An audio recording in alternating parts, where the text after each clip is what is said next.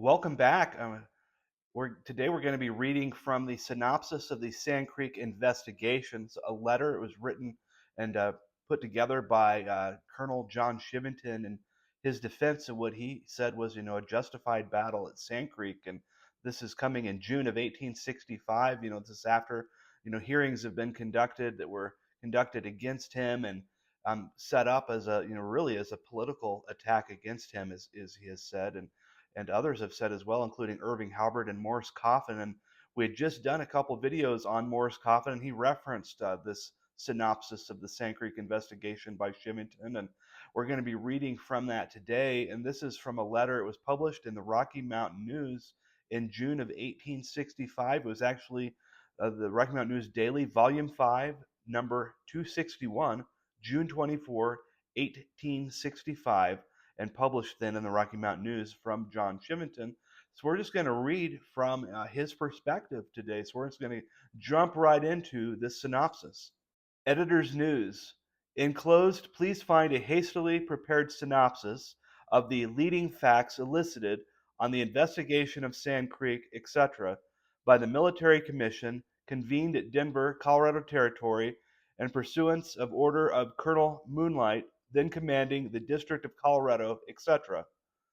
Though malice and envy have launched their bitter incentives against me with an uprising hand, though in the composition of the commission, one of the officers, at least before it convened, was known to be my open and avowed enemy, and to whom in the beginning I made objections under oath sustained by others. Yet it made no difference, and the court commenced its sitting, though I respectfully requested that I might be allowed to secure the testimony of my witnesses in Denver before the commission adjourned to Fort Lyon, yet no such favor could be extended me.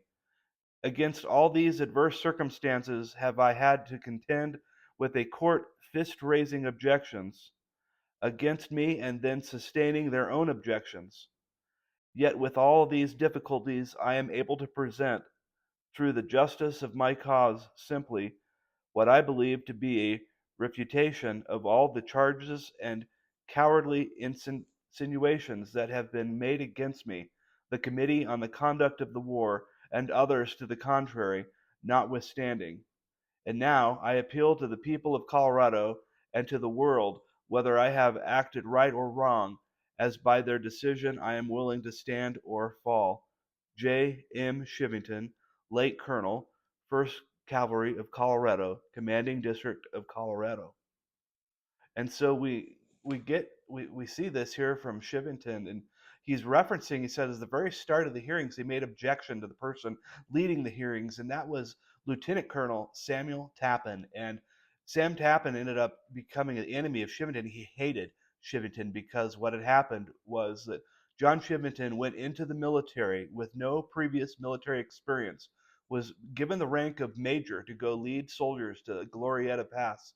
And with that great victory, he went from major then to colonel with just a few months, and just went straight from no military experience, no ranking whatsoever, to major, straight to colonel without any other military experience in just a few months. It's something that's almost unheard of. And Lieutenant Colonel Sam Tappan was next in line to become colonel, and Chivington leapfrogged him for that promotion, and what was due to his great victory in Glorieta. And Tappan became his enemy, and it was his made his mission to destroy Chivington any way possible. And so we're just going to get into the rest of this, but that person he was referencing was Sam Tappan. And so here we find here orders of Major General S.R. Curtis, commanding Department of Kansas, to Colonel John M. Chivington, commanding District of Colorado, Department of Kansas, Fort Leavenworth, April 8, 1864. To Colonel John M. Chivington, I hear that Indians have committed depredations on or near the Platte River. Do not let district lines prevent pursuing and punishing them. Give Colonel Collins and General Mitchell your full cooperation and information. S.R. Curtis, Major General, Commanding. Fort Leavenworth, May 30th, 1864. To Colonel John M. Chivington, some 400 Cheyennes attacked Lieutenant Clayton on the Smoky Hill. After several hours' fight, the Indians fled, leaving 28 killed. Our loss was 4 killed and 3 wounded. Look out for Cheyennes everywhere, especially instruct the troops on the upper Arkansas. S. R. Curtis, Major General, commanding. Fort Kearny, August 8, 1864. To Colonel Chivington, 9 men killed today about 2 miles east of Plum Creek. 2 women and 4 children supposed to be taken prisoners. Mrs. Smith is supposed to be one of them. Indians attacked these trains, destroyed one, and killed all the men in the train. H. Rule, Captain Commanding. Fort Leavenworth, September 28, 1864. To Colonel Chivington, I shall require the bad Indians delivered up. Restoration of equal numbers of stock, also hostages, to secure. I want no peace until the Indians suffer more. Left Hand is said to be a good chief of the Arapahoes, but Big Mouth is a rascal. I fear Agent of Interior Department will be ready to make presents too soon. It is better to chastise before giving anything but a little tobacco to talk over. No peace must be made without my directions. S. R. Curtis, Major General, commanding, Department, Kansas. And here we get into testimony. The first collision our troops had with the Indians, how it occurred. Lieutenant Clark Dunn, 1st Cavalry, Colorado, being duly sworn, stated, on the 12th day of April, 1864, I was stationed at Camp Sanborn, Colorado Territory, on the South Platte at Fremont's Orchard, and about 9 miles from Denver, when in the morning of that day I was ordered out by Captain Sanborn, commanding camp, with 40 men in pursuit of a party of Indians who were said to have stolen a large number of horses, mules, etc., from the ranches on Bijou Creek and vicinity. I left camp about 9 o'clock a.m., accompanied by a man whose name I think was Ripley, who he brought the information of the Indian depredations and who lost stock himself. I divided my command, sending half of them to Bijou Ranch direct, and I went myself with the balance down the Platte, which hearing nothing of the Indians, I went in the direction of Bijou Ranch, when about 2 p.m. I joined the balance of my command, and shortly afterwards I discovered the Indian trail going north towards the Platte. Following their trail to within 3 miles of the river, I discovered smoke about 4 miles down the Platte, when I again divided my command, sending half of them in the direction of smoke, and with the balance following the trail myself. Upon reaching the banks of the river, I discovered a party of Indians below me, and in advance of this party was another party driving a herd of stock towards the bluffs. My horses having traveled all day without water, I halted to let them drink, when Mr. Ripley, with a soldier, went in advance towards the herd of stock the Indians were driving, and soon returned. Mr. Ripley, stating that he recognized his stock in the herd, and also these Indians as the Indians who had taken the stock from him. The soldier stated the Indians were going to fight, as they were in line and loading their rifles. When I got across the river on the open ground, I found the Indians, as the soldier stated, in line near the bank of the river, while the party of Indians with the stock were driving it very rapidly towards the bluffs. My orders from Captain Sanborn being to capture the stock, disarm the Indians, and take them prisoners, I found them in possession of the stock. I immediately started in pursuit of the herd, but the party of warriors immediately interposed themselves between my command and the herd, and when I wheeled my command of about 20 men into line, the Indians about 500 yards distant formed in line also. I then detailed 4 men to go in pursuit of the stock with Mr. Ripley, instructing them to get the stock and bring it back if they could without making a fight, as my instructions were particular on this point. I then rode about 150 yards toward the Indians, alone, and requested 1 or 2 of the Indians to come out so that I could talk with them. They paid no attention to me, but continued riding towards me in line, with their bows strung and their rifles in their hands, my men calling to me all the time to come back or the Indians would kill me. I fell back to my command and found that my men had their pistols drawn. I ordered them to return their pistols, and when the Indians were about 6 feet from me to dismount and disarm the Indians. As soon as my men were dismounted, the Indians fired upon us. I ordered my men immediately to return their fire, when we had an engagement which lasted about an hour, resulting in 4 of my men being wounded and a number of the Indians killed. As soon as the firing commenced, Mr. Ripley and soldiers returned to me, followed by about 15 or 20 Indians. I finally succeeded in driving the Indians about 3/4 of a mile, when the balance of the command joining me, I followed the Indians about 16 miles, when it becoming very dark and stormy, I returned to camp, and the next morning, with a fresh mount and Gary as my guide, I again took their trail, but the snow during the night had rendered it impossible to follow, thereby compelling us to relinquish the chase. Major Wincoop's expedition to the Smoky Hill with 120 men and 2 pieces of artillery. B. N. Forbes, being sworn, testified that he was a soldier, served in Company D, 1st Colorado Cavalry. I was with the expedition commanded by Major Wincoop that went to the Smoky Hill about the middle of September 1864. After going into camp on the Smoky Hill, Major Wincoop and the officers held a consultation with the chiefs. We remained in the camp about 6 hours. The Indians came into this camp, about 5 Indians to 1 white man. The Indians were all armed. They took some of our provisions out of the wagon forcibly. The Indians behaved towards the troops pretty saucily. A few that could talk English used pretty hard words. Looking at the troops, they said, "Damn you." They kept the troops guarded. When a soldier got up and left this place, 2 or 3 Indians would follow him. Whether this was intentionally, I could not say. It looked like it, although they had their bows strung all the time and arrows in their hands. Quite a number of Indians also surrounded the cannon. Lieutenant Harding went to one of their chiefs, Black Kettle, and got him to talk to the Indians and coax them away. They saddled up their ponies and went away, first setting fire to the grass to the windward of the camp, which compelled us to break camp and move back about 10 or 15 miles, where we camped that night. The camp in which these things occurred was made right in the bend of a creek, encircling it on 3 sides. The opposite bank of the creek that encircled us was covered with a thick undergrowth, the bank being pretty high, sloping gradually toward the creek. It would be very favorable for the concealment of an enemy. Generally, the camp was arranged very poorly for defense. I think the creek, etc., furnished a fine ambuscade for an enemy.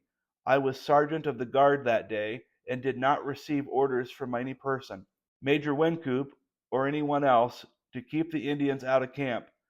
In the camp, to which we moved 10 or 15 miles distant, we remained 2 nights, and one day one of the Indians that was with us left us, which aroused some excitement in the minds of the troops, and there was strong talk among the men of breaking camp and returning to Fort Lyon without orders.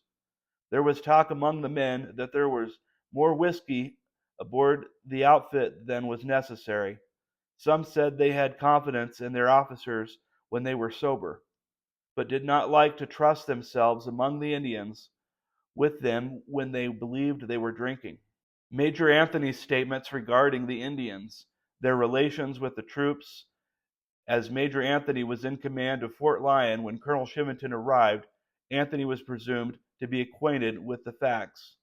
Lieutenant Clark Dunn, being duly sworn, testified, "I was at Fort Lyon November 28, 1864. I talked with Major Anthony in regard to the Indians encamped on Sand Creek. He said they were hostile and not under the protection of the troops, that he would have gone out himself and killed them if he had had a sufficient number of troops under his command. This he stated before and after the Battle of Sand Creek. In the first conversation I had with Anthony on the 28th of November, 1864, immediately after the arrival of Colonel Chivington in command, Anthony said he was damned glad we had come, and the only thing he was surprised at was that we had not come long before, knowing as we did how he was situated." Captain T. G. Cree, being duly sworn, testified, Major Anthony, after the Battle of Sand Creek, stated that we had done a good thing in killing the Indians at Sand Creek and believed in following it up and killing more if we could catch them. Lieutenant Alexander F. Safely, being duly sworn, testified, I was with Colonel Chivington November 28, 1864, when he entered Fort Lyon. I heard a conversation between Colonel Chivington and Major Anthony, then commanding Fort Lyon, both before and after the Battle of Sand Creek. Major Anthony stated to Colonel Chivington in my presence that when he took command of Fort Lyon, or shortly afterwards, he made a demand of the Indians to give up all their arms. Anthony said the Indians had agreed to do it, and that instead of turning in arms that were of any use to the Indians, they turned in some boys' bows and arrows and some broken double-barreled shotguns and one Hawkins rifle that had no lock on it. He said that he had then considered that they were insincere and gave them back their arms and ordered them out of the post, saying to them if they came back again, he would open his artillery upon them. He said that if they then removed from the vicinity of the post and were then on Sand Creek, he said he was glad that when he had come down, as the Indians had sent him word that if he, Anthony, wanted to fight, he could get as big of one as he wanted by coming out to Sand Creek. Indeed, he said he was becoming alarmed that they would come into the post and give him a fight. He said that he and every man that he commanded would go with Colonel Chivington's command. After the Battle of Sand Creek, I heard Major Anthony say he thought this would put a stop to the Indian War, that he considered that it was the biggest Indian fight that was ever recorded. I heard him ask Colonel Chivington for permission to visit Fort Lyon with the sick and wounded, and that he would overtake Colonel Chivington's command with the balance of the troops that had arrived there since we had left. William H. Valentine, veterinary surgeon, 1st Colorado Cavalry, sworn and testified. I was at Fort Lyon when Major Wynkoop returned from Denver with the Indians in 1864. I had a conversation with Left Hand in regard to a couple of Indians. I asked him if those were the two Indians, pointing to them, that killed the blacksmith and the soldiers on the Arkansas River near Haynes's ranch. He said yes, they were. The Indians at this time had in their possession 8 head of government mules belonging to the ambulance and wagon the blacksmith and the soldiers had when they were killed. I do not think that Major Wynkoop at any time attempted to take these mules from the Indians. Major Anthony succeeded Major Wynkoop in command at Fort Lyon. During the time that Major Anthony was commanding at Fort Lyon, I saw the guard fire upon some Indians, about 6 or 7 in number. I think the Indians were trying to get into the post. The guard gave us a reason that they had orders from Major Anthony to fire upon the Indians. About 2 hours after this, Major Anthony was laughing at the way the Indians ran. He said that the Indians had annoyed him enough, and that was the only way to get rid of them. Lieutenant Alexander F. Safely, 1st Cavalry of Colorado, was sworn and testified. I witnessed the commencement of the Battle of Sand Creek, being the first man on the ground. Lieutenant Wilson brought his battalion up on the left of the village, while Company H of the 1st Cavalry of Colorado came up in line directly in front and on the right of the village, where I then was. While Lieutenant Wilson was coming up, I saw a man's horse running away with him, which I afterwards learned was George Pierce of Company F, 1st Cavalry of Colorado. His horse carried him through the lower end of the village, and suddenly I saw himself and horse fall together, and shortly afterwards I saw George Pierce get up upon his feet and run a short distance and stop and turn around when I saw the smoke rise from an Indian's gun, and also Geo Pierce fall, immediately after which Wilson's battalion commenced firing, and then Company H, 1st Cavalry of Colorado, commenced firing. Just before Company H took its position, 3 Indians came out of the village towards us firing arrows, which went over Company H and took effect in company of the 3rd Regiment, immediately behind us. One of the Indians was killed right there. The next Indian that came towards us was White Antelope. He came towards us moving with a revolver in his left hand, firing at us almost every step. In his right hand he held a bow and a number of arrows. I dismounted and shot White Antelope through the groin. He ran, and when in the creek, a soldier by the name of Henderson shot him through the head. I did not at any time see any white flag or near the Indian village. My position was such that I could have seen it had there been any waved in the village or near it by the Indians. How many Indians were killed were the women and children? 450 warriors were killed, and no more women and children than would have been killed in a white village. The women and children could not have been saved if the troops had tried, as they were with the warriors in the rifle pits, high officials to the contrary notwithstanding. Peaceful Indians. The friends of the high officials, how they show their love for the whites. Scalps not over 8 days old of white men found in the Indian village at Sand Creek. Stephen Decatur, 3rd Regiment of Colorado Cavalry, sworn and testified. I have lived for 7 years among the Indians. I was at the Battle of Sand Creek. Arrived at the village at about sunrise on the morning of the 29th of November, 1864. I was acting battalion adjutant by order of Lieutenant Colonel Bowen commanding. This was my 4th battle, and I never saw harder fighting on both sides. I was with Colonel Doniphan's regiment in the Mexican War. After the Battle of Sand Creek, I went over the field as clerk for Lieutenant Colonel Bowen to ascertain the number of dead Indians. I counted 450 warriors, and do not think there were any more women and children killed than would have been killed in attacking a village of whites of the same number under like circumstances. I do not think that the squaws and children that were killed could have been saved, as they were in the rifle pits with the warriors, who were fighting all the time most desperately. Rifle pits were dug in every place favorable for concealment, or that afforded the least protection. After going over the field and through the village, I saw things that made me feel like killing a great many more Indians. I saw a man open one of a number of bundles of bales and take there from a number of scalps of white men, women, and children. I saw one scalp in particular that had been taken entirely off the head of a white female, all the hair being with it. The hair was a beautiful auburn and very long and thick. There were 2 holes in the front part of the scalp.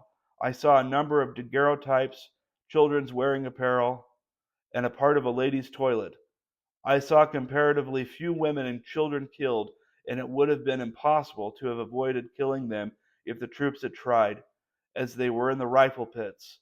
I have seen the white Lipan and Comanche Indians scalp their own dead to avoid having their scalps taken by whites, which may account for some of the Indians being scalped at Sand Creek. There was no white flag displayed by the Indians at Sand Creek. If there had been one, I would have seen it. Dr. Caleb S. Birdsall, surgeon, 3rd Regiment, Colorado Cavalry, sworn and testified. I was at the Battle of Sand Creek, fought November 29, 1864. While dressing the wounds of some soldiers in a lodge, a soldier came to the door of the lodge and asked me to look at 5 or 6 white scalps he held in his hand. 1 or 2 of these white scalps I think could not have been taken from the head more than 10 days. The skin of the flesh attached to the hair was quite moist. I examined the scalp closely, my attention having been called to the fact of them having been recently taken. Dr. T. P. Bell, surgeon, 3rd Regiment, Colorado Cavalry, sworn and testified as follows. I was at the Battle of Sand Creek, fought November 29, 1864. After the battle, I saw a great many white scalps in the village of the Indians at Sand Creek. I have no idea how many, though there were a great many. There were some that looked as if they might have been taken some time, others not so long, and one that I saw not over from 5 to 8 days old at furthest. I did not notice them particularly enough to give a more minute description, though the fresh scalp came off of the head of a red-haired man. The source of trouble. Were Major Colley and John Smith in with the Indians? Were they, by their trading with the Indians, inciting the Indians to the murder and robbery of white men and defenseless white women and children? Was there not a conspiracy by these worthies both government employees, to swindle the government? Fellow citizens, read and form your own opinions. Major Presley Talbot, 3rd Regiment Colorado Cavalry, sworn and testified. I was at the Battle of Sand Creek, fought November 29, 1864. I had a conversation with Major Anthony, commanding at Fort Lyon, before the Battle of Sand Creek. He expressed himself gratified that we had come to attack the Indians, and said that he would have attacked them himself before if he had had force enough at his command. Had several conversations with Major Colley, Indian agent, and John Smith, Indian interpreter, who stated they had considerable sympathy for me, I having been wounded in the fight, and would give me all the attention and assistance in their power, but they would do anything to damn Colonel Chivington or Major Downing, that they had lost at least $6,000 by the Sand Creek fight, that they had 105 buffalo robes and 2 white ponies bought at the time of the attack, independent of the goods they had on the ground, which they never had recovered, but would make the general government pay for the same and damn old Chivington eventually. John Smith had a bill made out against the general government, sworn to by one David Louderback, which he showed to me, stating that he would go to Washington and get it allowed through the influence of friends he had there. Smith and Colley both told me that they were equally interested in the trade with the Indians. I heard a portion of a letter read in an adjoining room, to which I lay wounded, the purport of which was denouncing Colonel Chivington. In the conversation I recognized the voice of Smith, Colley, and a man by the name of Olmsted, all denouncing Colonel Chivington and Sand Creek fight. The letter was addressed to the Superintendent of Indian Wars, Washington City. Also heard Smith, in my presence, boastingly say that the Eastern papers would be filled with letters from Fort Lyon denouncing the same. Colley and Smith stated to me that they would go in person to Washington City and represent the Sand Creek fight as nothing more than a massacre, and Smith stated that he would realize $25,000 for his losses.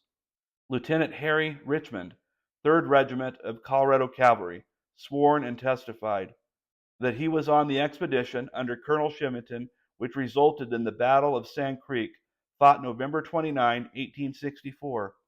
I met Major Anthony at Fort Lyon, November 28, 1864. After shaking hands with me, and in reply to "Where are the Indians?" asked by me, and "I am damned glad you have come. I have watched them over here about 25 miles until I could send to Denver for assistance." This was before the Battle of Sand Creek. At another time he asserted that he could have attacked them himself, if he had had sufficient force. I never heard Anthony express himself except exultingly over the Battle of Sand Creek. And the source of this comes from John Chivington to the people of Colorado, Synopsis of the Sand Creek Investigation, Denver, Colorado, June 1865. Wagner Camp, Denver, June 1865.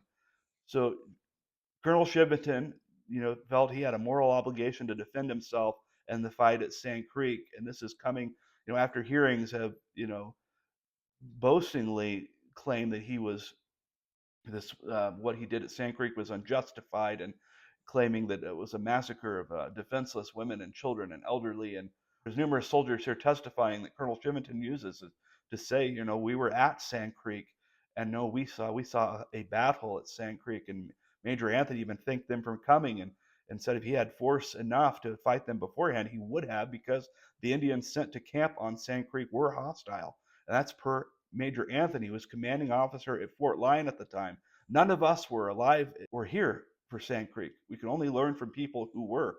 Major Anthony was there, and Colonel Chivington, who many would dismiss simply because of what they've heard over the years. And you hear something long enough and often enough, you'll believe it.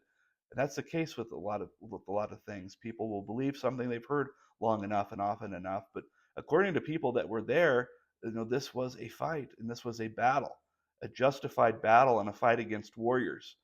And some people will pick back at the hearings and use that as a source to say, well, no, Sand Creek was not justified. All these testimonies from people denouncing Sand Creek, and In fact, the hearings are littered with testimonies from people who were not even there. So I don't know how that could even be considered a testimony when they were not present. So I think it's important we learn from people who were there. And this synopsis of the Sand Creek investigation was put together and written by Chivington to defend what he did at Sand Creek. So I think it's important that we learn from people and we keep an open mind to what they have to say. And also the other thing is we learned that the alleged Sand Creek massacre has a specific location where this is supposed to have happened. But the reality is that there's this bluff that the Indians were alleged to have camped under, and the soldiers arrived early that morning, surprised them, killed them as they were awakened and coming out of their teepees and slaughtered. And the reality is under that bluff where they're alleged to have camped, not a single battle or village artifact has ever been found there. No period artifacts found below that bluff. That is pretty telling. So the alleged massacre location is void of period artifacts. And in reality, the real Sand Creek location was found starting about 2 miles up the creek from there on the Bowen family ranch. You can learn more about that on our website, learn about that discovery in our book, We Found the Lost Sand Creek Site. Make sure you get a copy of our book. Look at our website, thelostsandcreek.com, and check out our social media. Follow us on social media. All of those links are going to be in the description of this video on YouTube. So make sure you go and follow us on Facebook and X, formerly Twitter, and subscribe to our channel here on YouTube and hit that notification bell. Make sure you get alerted to when we post new videos. We'll have more videos coming soon about eyewitness testimony concerning Sand Creek and the Sand Creek site discovery, what we call the Lost Sand Creek site. So please do go to our website, thelostsandcreek.com. Check out our blogs. There's over 20 pages of blogs on our website. So make sure you check that out. And we will see you next time. So thank you for watching.